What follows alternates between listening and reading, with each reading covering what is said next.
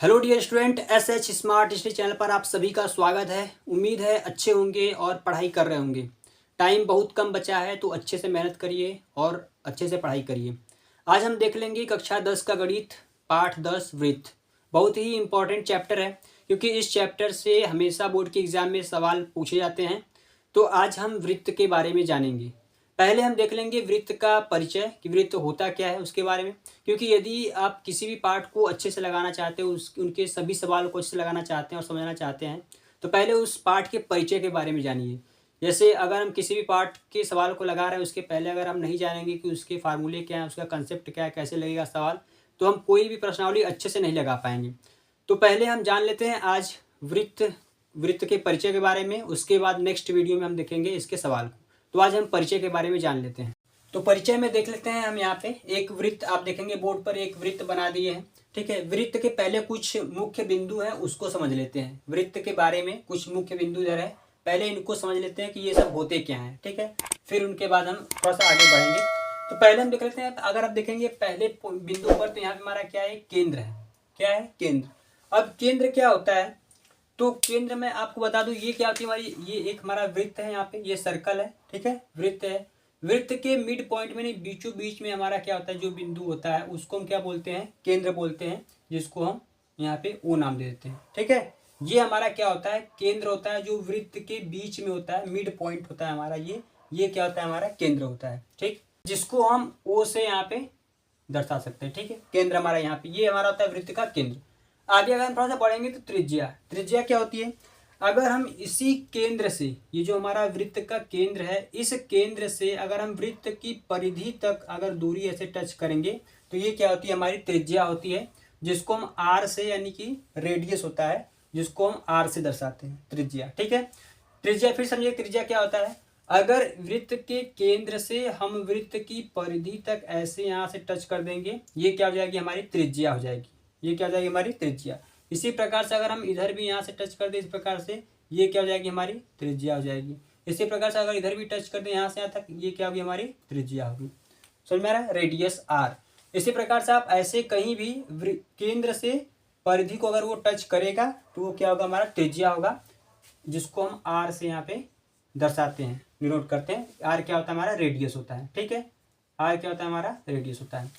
आगे अगर थोड़ा सा बात करेंगे हम, तो व्यास। व्यास क्या होता है हमारा, पहला तो हमने देखा यहाँ पे कि त्रिज्या जो थी, केंद्र से लेकर के परिधि के बीच की दूरी थी, वो क्या थी, त्रिज्या थी।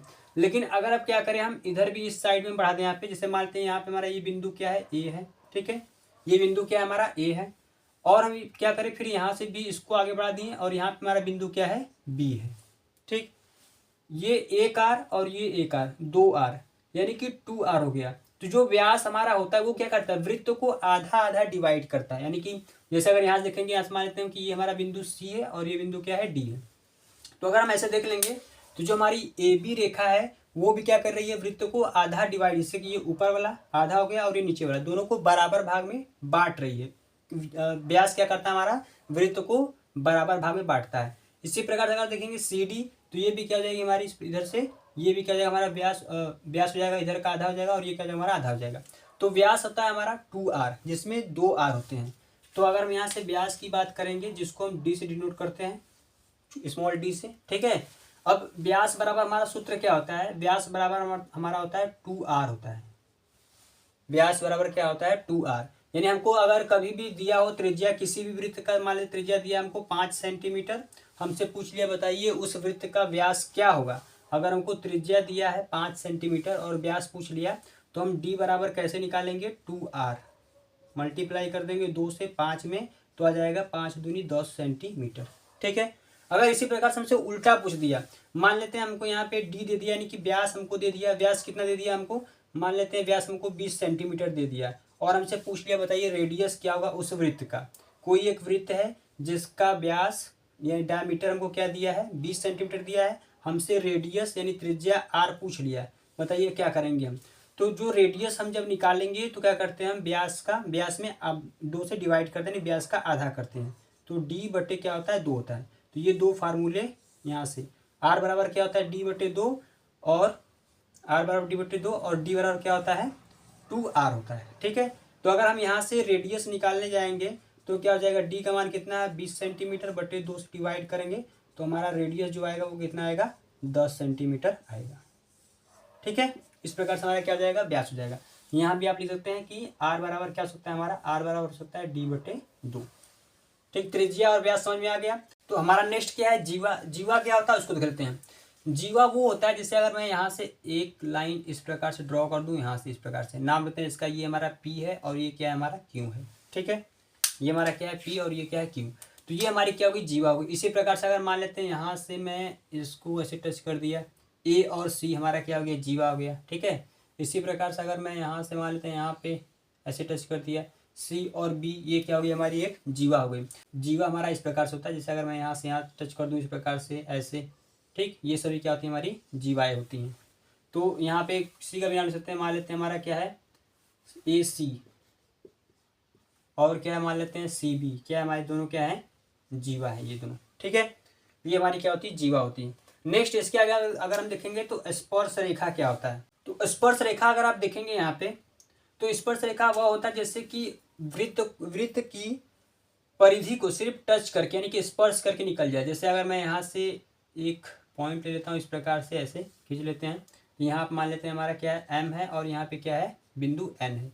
ये एम एन जो रेखा है ये क्या है, वृत्त की परिधि को स्पर्श करके चली गई, ये क्या होती है हमारी स्पर्श रेखा होती है। ठीक है, ये अगर इस प्रकार से हम यहाँ पे भी खींच दें अगर बाहर इस प्रकार से, तो ये हमारी क्या हो जाएगी स्पर्श रेखा। मान लेते हैं यहाँ पे क्यू हो गया, आर हो गया, तो ये क्या हो जाएगी हमारी स्पर्श रेखा हो जाएगी। जो इसकी परिधि को टच कर रहा है, टच करके चली जाए, वो क्या होती है हमारी स्पर्श रेखा होती है। अब देखिए इस पे कुछ क्वेश्चन भी आते हैं, ऑब्जेक्टिव क्वेश्चन भी आते हैं। पहला तो क्वेश्चन ये आएगा कि एक वृत्त की परिधि पर कितनी स्पर्श रेखाएं खींची जा सकती हैं। तो ध्यान सुनिएगा, पहले तो बात यह है कि जितने बिंदु होंगे परिधि पर, जितने बिंदु होंगे उतनी स्पर्श रेखाएं खींची जा सकती हैं।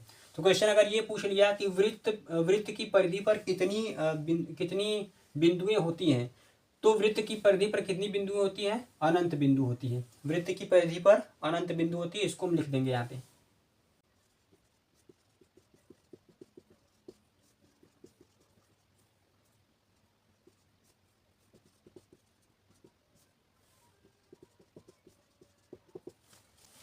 तो वृत्त की परिधि पर अनंत बिंदु होती है। अब जब वृत्त की परिधि पर अनंत बिंदु होती है तो अनंत स्पर्श रेखाएं भी खींची जा सकती हैं। हम इसको भी लिख देंगे कि जब वृत्त की परिधि पर अनंत बिंदु होती है तो हम अनंत स्पर्श रेखाएं खींच सकते हैं।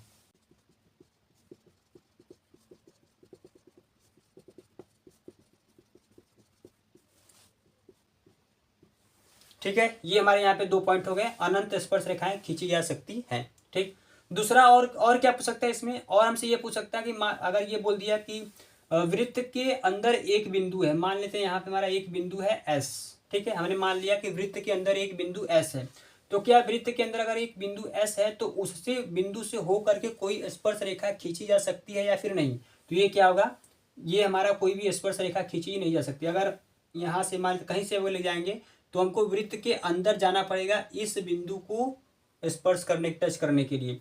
तो आप देखेंगे यहाँ से ये क्या है, वृत्त को यहाँ पे काट के जा रही है, छेद करके जा रही है, छेदक, ये क्या हो जाएगा हमारी छेदक रेखा हो जाएगी। हमसे बोला था स्पर्श रेखा खींचने के लिए, तो ऐसा ये नहीं हो सकता कि अगर वृत्त के अंदर कोई भी बिंदु है तो उससे स्पर्श रेखाएं नहीं खींची जा सकती हैं। ठीक है, और अगर बोल दे, अगर मान लेते हैं कि बाहर कोई बिंदु है तो इससे वृत्त की परिधि पर कितनी स्पर्श रेखाएं खींची जा सकती हैं, तो 2 रेखाएं खींची जा सकती हैं। ठीक है, कितनी रेखाएं, 2 रेखाएं। इस प्रकार से यहाँ खींच सकते हैं और इस प्रकार से यहाँ से ऐसे खींच सकते हैं, 2 स्पर्श रेखाएं खींची जा सकती हैं। ठीक, ये हमारी हो गई स्पर्श रेखाएं। तो यहाँ से आप ले सकते हैं क्या क्या था हमारा स्पर्श रेखा, क्या था, एक था एम एन और क्या था हमारा एक क्यू और आर हमारी स्पर्श रेखाएं थी। ये याद रखिएगा, ये ऑब्जेक्टिव क्वेश्चन में आता है, बोर्ड एग्जाम में पूछा भी सवाल है कि वृत्त की परिधि पर कितनी बिंदुएं होती हैं। तो वृत्त की परिधि पर अनंत बिंदुएं होती हैं, और जब अनंत बिंदु तो कितनी स्पर्श रेखाएं खींची जा सकती हैं, तो अनंत स्पर्श रेखाएं भी खींची जा सकती हैं। ठीक है, नेक्स्ट हमारा क्या है, छेदक रेखा। ये क्या होता है, ये हमारी वो रेखा होती है जो वृत्त को आर पार मतलब काट कर जाती है, छेदक रेखा होती है, छेद करके जाती है इस पार से उस पार। जैसे अगर मान लेते हैं यहाँ पे एक हमारा बिंदु है, कोई भी हम यहाँ बिंदु ले लेते हैं, मान लेते हैं हम यहाँ पे स्मॉल, क्या हो गया, मान लेते हैं हम यहाँ पे आर ले लेते हैं। ठीक है, और ले लेते हैं हम यहाँ पे एस इधर कहीं। तो इन दोनों से अगर खींचना है तो हम यहाँ से इस प्रकार से खींच कर ले जाएंगे यहाँ तक। ठीक है, ये क्या होती है हमारी छेदक रेखा होती है जो इस पार से उस पार तक हमारी जाती है यहाँ पे। ठीक है, तो हम यहाँ पे लिख सकते हैं इस प्रकार से, छेदक रेखा क्या हो जाएगी हमारी आर एस हो जाएगी। ठीक, तो आप देख सकते हैं यहाँ पे मुख्य हमारे कुछ 6 बिंदु थे जिसको हम समझाने का प्रयास किए। उम्मीद है आपको समझ में आया होगा। एक बार फिर से देख लेते हैं थोड़ा सा जल्दी से। केंद्र क्या होता है, वृत्त के जो सेंटर में होता है हमारा, वो क्या होता है, केंद्र होता है। उसके बाद त्रिज्या क्या होती है हमारी आर, जो केंद्र से परिधि तक की दूरी टच करती है उसे हम क्या कहते हैं, त्रिज्या कहते हैं। ठीक है, केंद्र से परिधि की दूरी क्या हो जाएगा हमारी, त्रिज्या हो जाएगी। अब वो कहीं हो सकती है, इधर भी इधर भी इधर भी कहीं हो सकती है। और आर बराबर होता क्या है, d/2, यानी आर का मान दिया, हमसे व्यास पूछेगा तो आसानी से हम निकाल सकते हैं इस प्रकार से। ठीक है, सॉरी, अगर डी का मान दिया हो, आर निकालना हो तो हम इस प्रकार से निकालेंगे। और व्यास क्या होता है हमारा, व्यास होता है हमारा 2r, यानी कि जिसमें 2r मिल जाएगी। जिससे इस प्रकार से अगर जो वृत्त को आधा आधा डिवाइड कर दे, यानी कि आधे बराबर भाग में बांट दे, वो क्या होती है हमारी व्यास होती है, जिसको हम डायमीटर बोलते हैं। डी बराबर होता है क्या हमारा 2r। अगर हमको डी निकालना हो, आर दिया है तो हम इस प्रकार से निकाल लेंगे। जैसे यहाँ पे निकाल के दिखाए थे, आर दिया था 5 सेंटीमीटर, डी निकालेंगे 5 दूनी 10 सेंटीमीटर हो जाएगा। जीवा क्या होती है, जीवा हमारी होती है जो प्रकार से हमारी कोई भी जो वृत्त के केंद्र की, वृत्त के परिधि की दो बिंदुओं को टच करती है। ठीक है, यहाँ से ये मान लेते एक बिंदु हमारी हो गई, और इस प्रकार से यहाँ पे हो गई, ये जीवा हो गई, फिर यहाँ से यहाँ हो गई। वृत्त की परिधि की दो बिंदुओं को जो टच करती है, इस प्रकार क्या हमारी जीवा हो गई। ऐसी सी भी आप बहुत सी जीवाएं देख सकते हैं। स्पर्श रेखा क्या होती है, जो वृत्त की परिधि को स्पर्श करके टच करके निकल जाती है, वो क्या होती है हमारी स्पर्श रेखा होती है। जैसे MN QR कई सारे बनाए थे। छेदक रेखा क्या होती है, जो वृत्त को छेद करके इस बार से उस बार जाती है। ठीक है, ये हमारी होती है छेदक रेखा। तो उम्मीद है आपको समझ में आया होगा। देख लेते हैं परिचय में आगे। तो परिचय में हमने वृत्त के कुछ मुख्य बिंदुओं को समझ लिया। आगे हम देख लेते हैं प्रमेय हमारा 10.1, जो बहुत ही इंपॉर्टेंट है, परीक्षा में भी आया हुआ है। ठीक है, तो इसको हम समझ लेते हैं परिचय में। प्रमेय हमारा क्या दिया है, वृत्त के किसी बिंदु पर स्पर्श रेखा स्पर्श बिंदु से जाने वाली त्रिज्या पर लंब होती है, ये हमको सिद्ध करना है। ठीक है, पहले समझते हैं बोल क्या रहा है। बोला है वृत्त के किसी बिंदु पर स्पर्श रेखा, जैसे ये हमारा एक वृत्त हो गया, इसके किसी बिंदु पर एक स्पर्श रेखा हमने खींच दिया AB। ये AB क्या होगा हमारा, एक स्पर्श रेखा हो गया जो इस वृत्त की परिधि के बिंदु को स्पर्श करती हुई जा रही है। आगे बोल रहा है स्पर्श बिंदु से जाने वाली त्रिज्या पर लंब। अब स्पर्श बिंदु क्या होता है, जहां पे जैसे मान लेते हैं यहाँ पे हमारा ये एक वृत्त है, जहां पे इसके ये स्पर्श कर रहा है, उसी बिंदु को हम क्या कहते हैं, स्पर्श बिंदु कहते हैं। तो अगर आप देखेंगे ये जो हमारी AB स्पर्श रेखा है, ये कहाँ पे इस बिंदु पर स्पर्श कर रही है वृत्त को, तो ये क्या हो जाएगी हमारी स्पर्श बिंदु हो जाएगी, जिसको हमने P मान लिया है। और केंद्र हमारा क्या हो गया, O हो गया। तो स्पर्श बिंदु से जाने वाली त्रिज्या, अब ये जो वृत्त है इसका ये जो केंद्र है, केंद्र से इस स्पर्श रेखा, यहाँ पे जो केंद्र से परिधि के इस बिंदु तक की दूरी क्या हमारी त्रिज्या है, यानी R है। ठीक है, तो इसी त्रिज्या को हमको ये सिद्ध करना है कि ये क्या है, लंब है। इसका मतलब क्या है, ये 90 अंश का कोण बनाता है, हमको ये सिद्ध करके दिखाना है। ठीक है, हमको ये सिद्ध करना है कि ये जो हमारा कोण है ये भी 90 अंश का है, और ये भी क्या है 90 अंश का, हमको ये सिद्ध करना है। तो इसको हम कैसे सिद्ध कर लेंगे, ध्यान से सुनिए हम क्या बता रहे हैं। कक्षा 8 में आप एक पढ़े होंगे, नियम हमारा होता है कि अगर किसी भी बिंदु से अगर हम किसी बिंदु से एक रेखा पर जो सबसे छोटी रेखा खींची जाती है, वो क्या होती है हमारी, लंब होती है। ये कक्षा 8 में आप पढ़े होंगे। जैसे अगर मान लेते हैं यहाँ पे हमने नाम इसका AB रख दिया, ठीक है, और यहाँ पे हमारा O है, और यहाँ पे मान लेते हैं हमारा क्या हो गया, Q हो गया, और यहाँ पे P है। तो इसमें ये जो हमारी छोटी भुजा है, यानी कि इस बिंदु से इस रेखा पर जो खींची गई है, ये क्या हमारी छोटी भुजा है, और ये क्या हो जाएगी हमारी लंब होगी। ठीक है, ये हम कक्षा 8 में पढ़ चुके हैं। तो अब ये क्या, ये हमारी बड़ी रेखा है, ये तो नहीं होगी, लेकिन छोटी रेखा कौन सी हमारी OP है। तो ये क्या होगी हमारी, इस रेखा पर क्या हो जाएगी, लंब हो जाएगी। तो अगर हम ये सिद्ध कर दें, ये हम दर्शा दें कि जो हमारी OP है इस रेखा से, OQ से क्या है, छोटी है, तो हम कह सकते हैं कि OP क्या है, लंब है, उसी नियम के अनुसार। ठीक है, तो इसको हम कर लेते हैं आसानी से, कोई दिक्कत इसमें है नहीं। बहुत ही आसान प्रमेय है लेकिन इंपॉर्टेंट है, इसको ध्यान से देखिएगा। पहले हम लिख लेते हैं दिया क्या है उसको लिख लेते हैं। तो हम लिख लेंगे यहाँ पे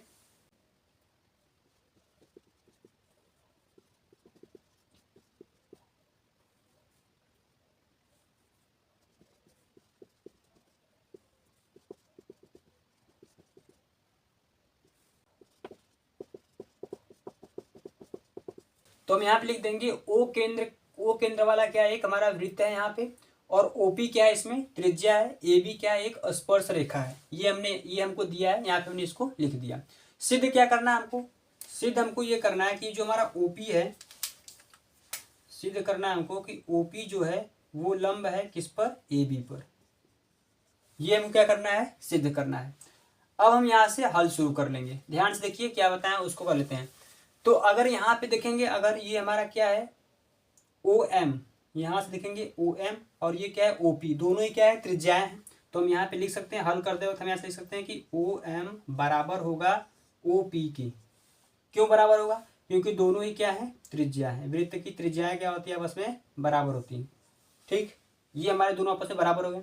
आगे अगर हम इस लाइन में, इस भुजा में बात करेंगे, इस रेखा में, तो अब यहाँ से देखेंगे तो जो हमारा ओ एम है, ये हमारा क्या है ओ एम, ये छोटी भुजा होगी किससे, ओ क्यू से, क्योंकि ओ एम क्या है हमारा यहाँ से यहाँ तक की दूरी है, और ओ क्यू क्या है पूरा हमारा यहाँ से यहाँ तक है। तो ये जो ओ एम है ये क्या होगा, छोटी होगा किससे, ओ क्यू से छोटी होगी भुजा। ठीक है, इसमें कोई दिक्कत परेशानी है नहीं। अब यहाँ पे देखिए समीकरण एक में, अगर यहाँ हमारे समीकरण एक से, तो ओ एम ओ पी की क्या था, बराबर था। तो ओ एम की जगह पे हम ओ पी भी लिख सकते हैं यहाँ पे। तो हम यहाँ पे लिख सकते हैं ओ पी क्या होगी हमारी, छोटी होगी किससे, ओ क्यू से। ठीक है, ओ पी भी क्या होगी हमारी, ओ क्यू से छोटी होगी, क्योंकि दोनों आपस में पहले से बराबर हैं। तो हम इसको इस प्रकार से लिख सकते हैं। तो अब जब ये ओ पी छोटी भुजा हो गई, तो हम यहाँ पे लिख सकते हैं कि कोण ओ पी ए, कौन सा कोण ओ पी ए क्या है हमारा, 90 अंश का होगा। कोण ओ पी ए बराबर क्या होगा हमारा, 90 अंश का होगा। क्यों होगा, हम उसको ब्रैकेट में पूरा लिख देंगे, जो भी आपको बताए थे कक्षा 8 में आपने पढ़ा होगा। तो हमने यहाँ पे लिख दिया, किसी भी बिंदु से रेखा पर खींची गई सबसे छोटी रेखा लंब होती है। ठीक है, ये हमारा हो गया। तो इस प्रकार से हम यहाँ पे लिख सकते हैं कि जो हमको सिद्ध करना था, ओपी जो है हमारा लंब है किस पर, ए बी पर, यही हमको सिद्ध करना था। ठीक है, तो आप देख सकते हैं कितना आसान हमारा प्रमेय था, लेकिन इंपॉर्टेंट था। तो आप इसको अच्छे से देख सकते हैं। और आपको इसी प्रकार से लिखना होगा, दिया क्या है, ओ केंद्र के साथ एक वृत्त है, ओपी क्या हमारी त्रिज्या है, ए बी क्या है स्पर्श रेखा, ये हमको दिया इतना। और इसके बाद हम यहाँ पे सिद्ध क्या करना था, ओपी लंब था ए बी पर, और हल हम यहाँ से कर दिए। इस प्रकार से हमारा ये हल हो गया। उम्मीद है आपको ये समझ में आया होगा। देख लेते हैं परिचय में आगे। तो परिचय में हम देख लेंगे आगे। हमारा प्रमेय है 10.2, बहुत ही इंपॉर्टेंट प्रमेय है, ये भी परीक्षा में पूछा गया है, तो इसको भी थोड़ा ध्यान से देखिएगा। दिया क्या है प्रमेय में, बोला है कि बाह्य बिंदु से वृत्त पर खींची गई स्पर्श रेखाओं की लंबाइयां बराबर होती हैं। ठीक है, तो यानी कि हम मान लेते हैं यहाँ पे एक बाह्य बिंदु बना लेते हैं, यानी वृत्त से बाहर एक हमारा ये क्या हो गया, बिंदु हो गया, जिसका हम नाम पी दे रहे हैं। ठीक, अब इससे एक हमको स्पर्श रेखा खींचना है, तो हम यहाँ से एक स्पर्श रेखा खींच ले रहे हैं। हमारा यहाँ से नाम हो जाएगा क्या, ए, यहाँ पे नाम दे रहे हैं ए। ठीक है, और इसी बिंदु से एक और स्पर्श रेखा खींच रहे हैं हम यहाँ से, इसका नाम दे रहे हैं यहाँ पे बी। ठीक, ये हमको इतना बोला है। अब ये बोल क्या रहा है, इसमें हमको सीधे क्या करना है कि जो हमारी स्पर्श रेखाएं से ए पी और पी ए और पी बी, ये दोनों क्या है बराबर है, ये हमको दिखाना है इस प्रमेय में। ठीक है, तो हम कैसे दिखाएंगे, इसको सिद्ध करने के लिए हमको थोड़ा सा कुछ रचना करना पड़ेगा। तो उसको हम रचना करते हैं, उसके पहले हम लिख लेते हैं कि क्या क्या हमको दिया है। तो हम यहाँ पे लिख लेते हैं,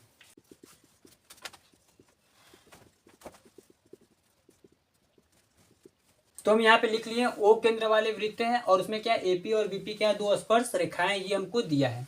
आगे क्या हमको सिद्ध क्या करना है, हमको सिद्ध करना है कि ये जो हमारा एपी है, ये एपी है, ये बराबर किसके है, बीपी के, या फिर पी ए लिख सकते हैं, कोई दिक्कत है नहीं इसमें।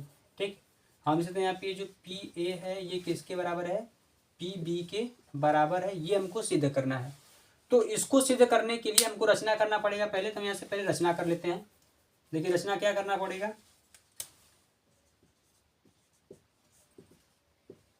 हम यहाँ से रचना कर लेते हैं कि जो हमारा ये केंद्र O है, यानी कि वृत्त का जो केंद्र है, इसको हम बिंदु A से मिला रहे हैं, और इसी केंद्र को बिंदु B से भी मिला रहे हैं। ठीक है, और एक रचना करेंगे हम यहाँ से कि ये जो P है, बिंदु P को केंद्र से मिला दिए, इस प्रकार जोड़ दिए।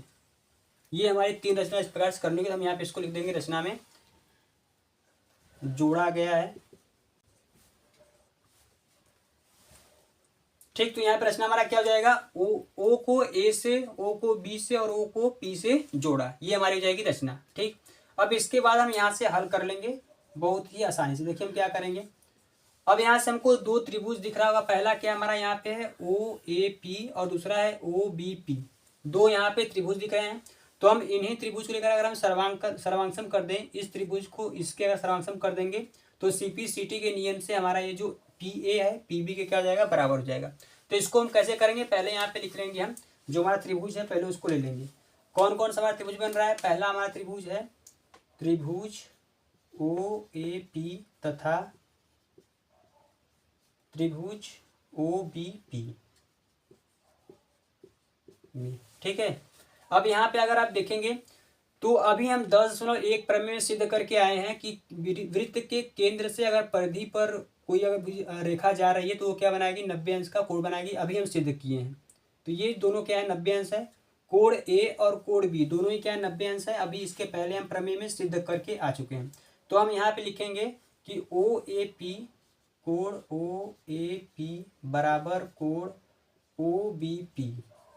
कारण क्या होगा, इसका कारण भी लिखना होगा। ठीक है, ऐसे जब भी आप सर्वांगसम दिखाएंगे तो उसका कारण लिखना होगा, नहीं तो नंबर नहीं मिलेगा। कारण क्या है, दोनों ही क्या है, 90 अंश के हैं। अभी इसके पहले हम सिद्ध करके आए हैं, तो लिख देंगे कारण दोनों क्या है, 90 अंश के, इसलिए क्या है, दोनों बराबर है। उसके बाद फिर क्या है, वृत्त यहाँ से देखेंगे तो OA क्या है, त्रिज्या है, और OB क्या है, दोनों क्या है, त्रिज्या है। क्योंकि अभी हम पढ़े हैं कि जब कोई वृत्त है उसके केंद्र से वृत्त की परिधि की जो दूरी होती है वो क्या होती है, त्रिज्या होती है। तो ये भी क्या हमारा त्रिज्या है, और यहाँ से यहाँ तक ये भी क्या है, त्रिज्या है। तो ये जब दोनों त्रिज्याएं हैं तो वृत्त की त्रिज्याएं क्या होती है, आपस में बराबर होती हैं। तो हम यहाँ से लिखेंगे OA बराबर होगा OB के। अब इसका भी कारण लिखना पड़ेगा, तो इसका कारण क्या है, हमारा दोनों क्या है, त्रिज्या है। तो हम यहाँ पे लिख देंगे ब्रैकेट में किस कारण से बराबर है, दोनों ही क्या है, त्रिज्या है। इस प्रकार से हम यहाँ पे इसको लिख देंगे।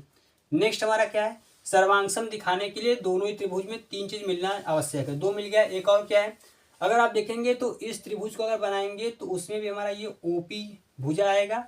अगर इस त्रिभुज को बनाएंगे तो इसमें भी हमारा OP भुजा आएगा। तो हम यहाँ पे लिख सकते हैं ये जो OP है बराबर OP, यानी ये क्या, दोनों में कारण क्या हो जाएगा, हमारा दोनों में आ रहा है, यानी उभयनिष्ठ है।